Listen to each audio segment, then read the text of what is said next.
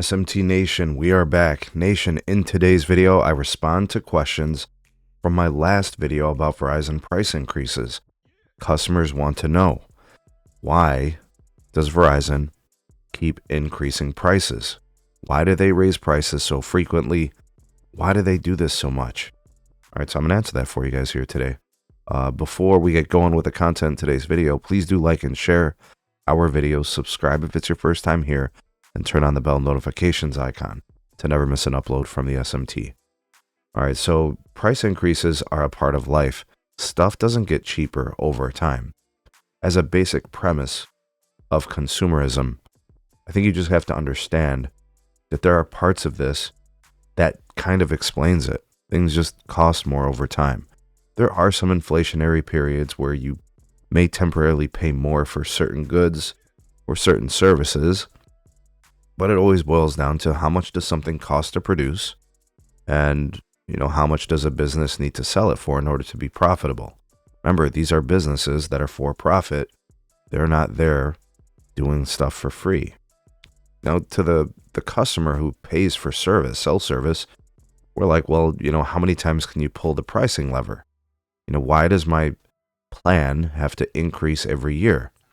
And that's a good question. Why does it seem to increase so rapidly, so frequently?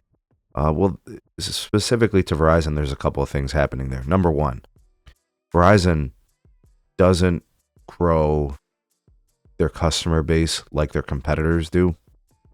And when you don't grow your customer base like your competitors do, you're probably going to have to look for other ways to improve margins, right? Becoming more profitable, find ways to do that. And then also increase revenues. We're talking about the performance metrics that the dividend boys care about, the investors, right? The shareholders, the board, they're constantly looking at those analytics.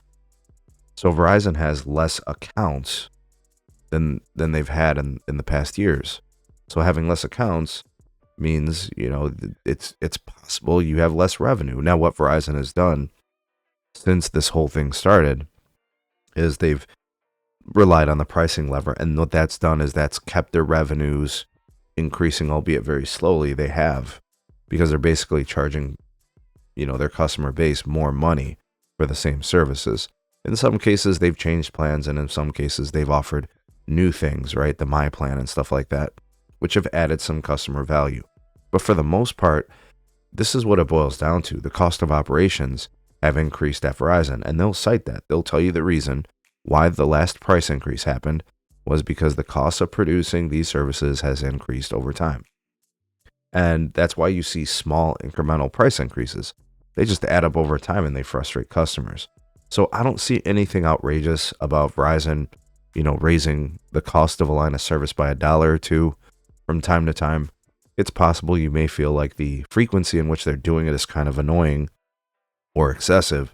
But folks, to kind of round out the video, this is a company that has over like 130 billion with a B, as in boy, 130 plus billion dollars in debt. And the reason they have that debt is because of corporate action, like buying spectrum, building out their network. They spend, probably upwards of $20 billion a year on the network, right? So these are things you have to consider.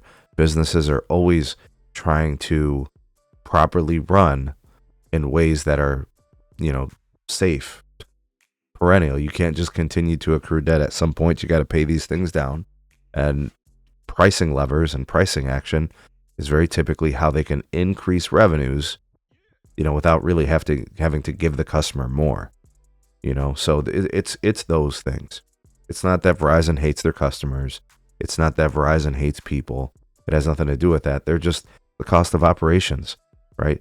Those are the reasons why Verizon raises prices. Now, if you look at their competitors, T-Mobile and AT&T, do they raise prices too? Absolutely. Do they raise prices as often as those guys do? Right? That's worth a question. I think Verizon does raise prices more frequently than AT&T. If I'm just looking at recent history, the last few years. And definitely more than T-Mobile. T-Mobile has been more strategic. And there's a reason for that. T-Mobile hasn't really I guess, kind of warranted the same prestige as Verizon, right? They haven't, they don't have the same mind share that Verizon does with respect to reliability and the size of the network and those types of things. I also think the Verizon customer historically doesn't like to switch, right? So like, I don't know, that might all be a factor. And then also, T-Mobile historically, their churn rate has been the highest in the industry, and they don't want to see that pop off and get crazy. They've done a good job of controlling it recently in the last few years since the merger. So that's some of the factors that you might want to consider relative to the competitors. Verizon does increase prices more frequently. The size of the increases, you could argue might be a little bit high sometimes too. Depends on the plan, right? It's usually legacy plans, the old plans that they usually hit first. And then sometimes they do the occasional plan restructure to help them be more profitable and things like that. But that's why Verizon raises prices. I hope you guys understand the perspective of the business in this case. They don't hate you. It's just the cost of doing business. And, unfortunately, it looks like Verizon is squeezing their customers for more money. And, you look to see if maybe they could be doing some things differently to make themselves a better company, as opposed to just pulling the pricing lever. But what do you guys think? Do you guys think my reasons for Verizon price increases make sense? Do you think that maybe they're relying on this too frequently?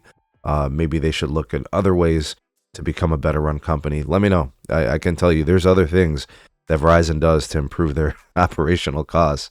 And actually, what T-Mobile and AT&T do in that respect, like layoffs and stuff, much worse than Verizon. So, I guess you could charge your customers more, or you could fire and lay off more people, like what AT&T and T-Mobile do. What do you guys think?